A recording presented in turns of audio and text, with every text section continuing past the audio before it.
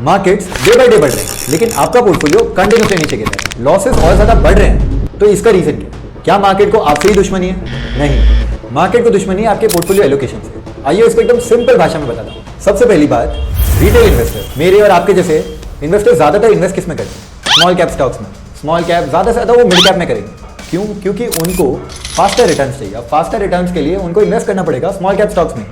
उनका ज्यादातर investment small cap में होता है और थोड़ा थोड़ा investment mid cap and large cap में होता है, जहां पे रिटर्न्स कम आते हैं लेकिन कम से कम उनका कैपिटल प्रोटेक्ट होता है। तो अब ये केस में मार्केट जो बढ़ रहा है वो स्पेसिफिकली निफ्टी 50 बढ़ रहा है, या तो निफ्टी के मिड कैप में भी कुछ कुछ स्टॉक्स बढ़ रहे हैं और स्मॉल कैप स्टॉक्स आज भी नीचे। स्मॉल कैप का इंडेक्स अगर आप देखो, निफ्टी स्मॉल कैप 100 या तो निफ्टी स्मॉल कैप 250, ये अगर आप देखो तो Nifty small cap 100 2000 point down है उसके ऑल टाइम हाई से, जबकि निफ्टी 50 से 300 पॉइंट डाउन है। कितना बड़ा गैप है। निफ्टी 50 से 5% से कम है, जबकि स्मॉल कैप 250 या स्मॉल कैप 100 ऑलमोस्ट 10 से 15% से डाउन है। सेम वे मिड कैप भी ज्यादा डाउन नहीं। तो ये एक मेजर रीजन है जिसकी वजह से आपका पोर्टफोलियो डाउन है। सेकंड, अगर आप बोलते हो कि भाई मेरा मेजर इन्वेस्टमेंट निफ्टी 50 के स्टॉक्स में यानी कि लार्ज कैप कंपनीज में ही है सिर्फ, फिर भी मेरा पोर्टफोलियो डाउन क्यों?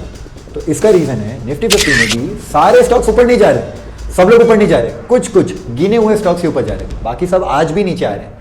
तो आपका पोर्टफोलियो का मेजर इन्वेस्टमेंट यही स्टॉक्स में होगा, इसके लिए आपका पोर्टफोलियो वापस डाउन है। तो ये सिचुएशन में आपको जरूरत है एक्चुअल डाइवर्सिफिकेशन की। आपको इन्वेस्टमेंट करना पड़ेगा स्मॉल कैप, मिड कैप और लार्ज कैप में इक्वली, या तो अपने रिस्क के हिसाब से। अगर आप ज्यादा रिस्क ले सकते हो तो 50% स्मॉल कैप में डालो, बाकी लार्ज एंड मिड में 25-25 से डिवाइड करो। अगर आप रिस्क नहीं ले सकते हो, आपको सिर्फ कम से कम रिस्क लेना है, तो आप लार्ज कैप में ज्यादा डालो, मिड और स्मॉल कैप में थोड़ा कम रखो। रिस्क भी कम होगा और रिटर्न्स भी नॉर्मलाइज रहेंगे। अगर ये वीडियो पसंद आया तो लाइक करना मत भूलना एंड ऐसे ही इंटरेस्टिंग वीडियोस के लिए डू फॉलो अपना target share market and for YouTube members do follow CXM। Thank you.